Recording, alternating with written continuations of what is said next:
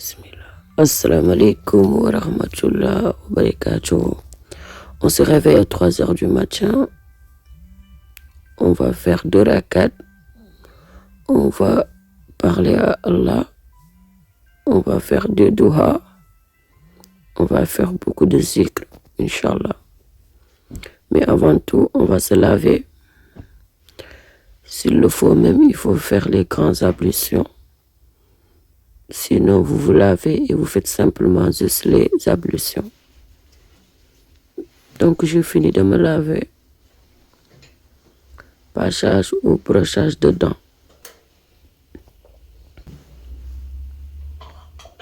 Donc, je vais brosser mes dents.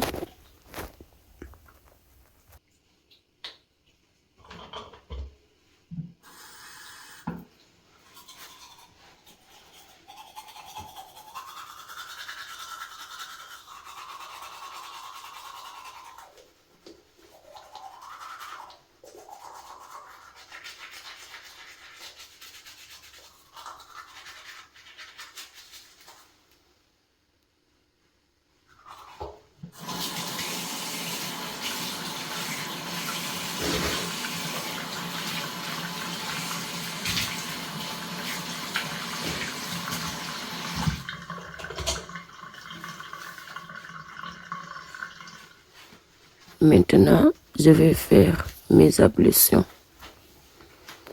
Alors, il faut avoir l'intention de faire les ablutions. Il ne faut pas gaspiller l'eau. On commence par dire Bismillah. Ensuite, on lave les mains, puis la bouche. Après le nez. C'est bien de faire les actes 3 fois. Ensuite, le visage. On va laver 3 fois aussi. Ensuite, les bras, on commence toujours par la droite. 3 fois à chaque fois. Vous pouvez faire 1 fois, mais c'est mieux de faire 3 fois. C'est la sunna. Ensuite, on va faire un passage sur les cheveux, aller et retour.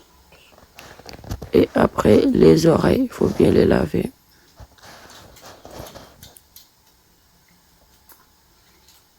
Et après, les pieds, on commence toujours par la droite.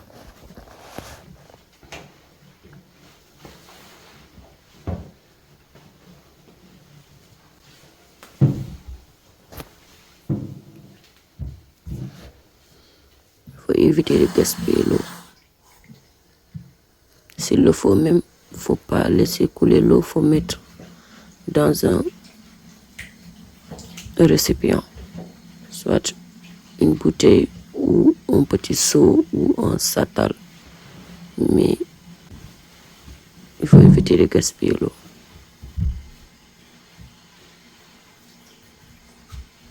Ensuite, je finis par laver le pied gauche.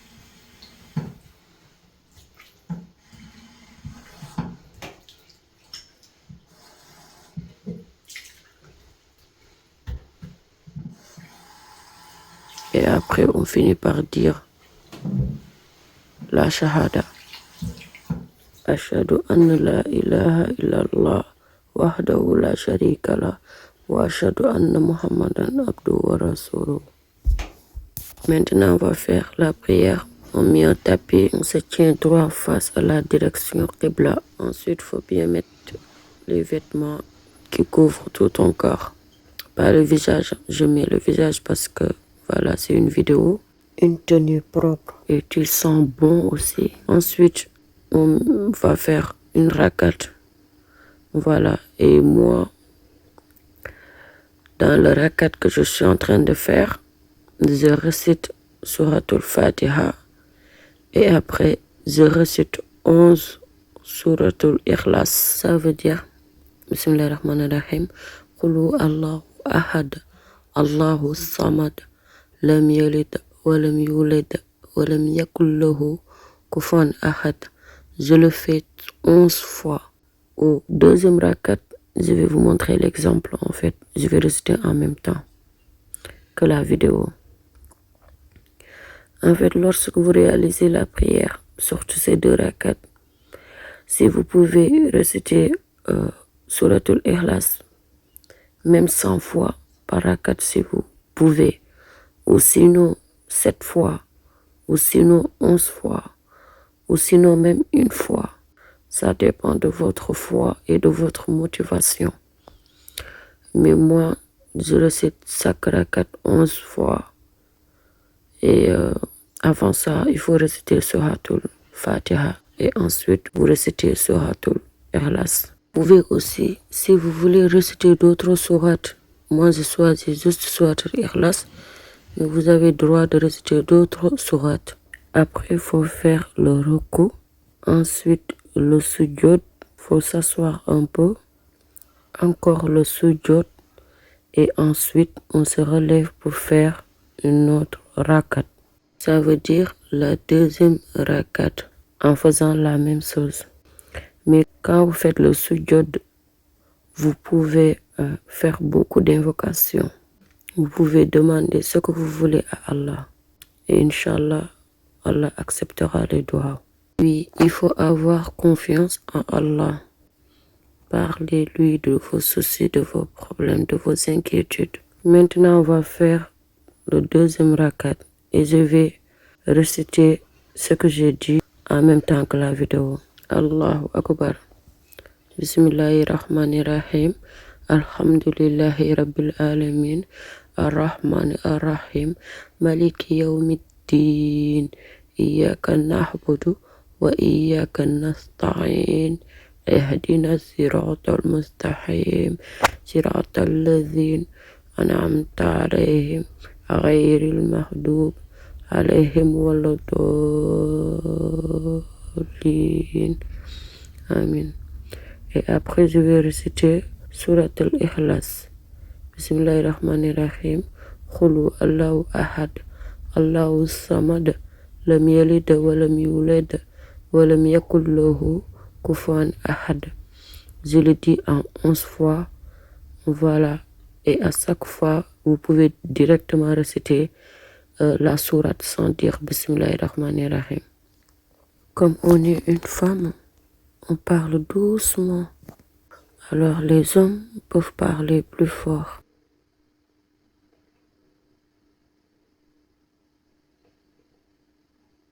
Allahu Akbar. Subhana rabbil azim wa bihamdihi. Subhana rabbil azim wa bihamdihi. Subhana rabbil azim wa bihamdihi. Sami Allahu liman hamida. Rabbana wa lakal hamd. Allahu Akbar. Subhana rabbiyal a'la wa bihamdihi. Subhana rabbiyal a'la wa bihamdihi. Subhana rabbiyal a'la wa bihamdihi. On va faire les invocations des duha. On va demander beaucoup de choses à Dieu. On va dire Alhamdulillah. On va demander pardon.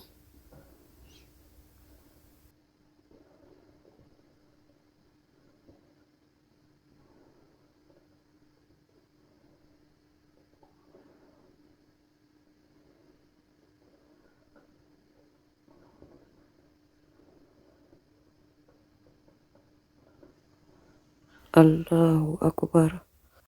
Allahumma ighfirli warhamni wahdini wajburni wa'afwani warzuqni warfani.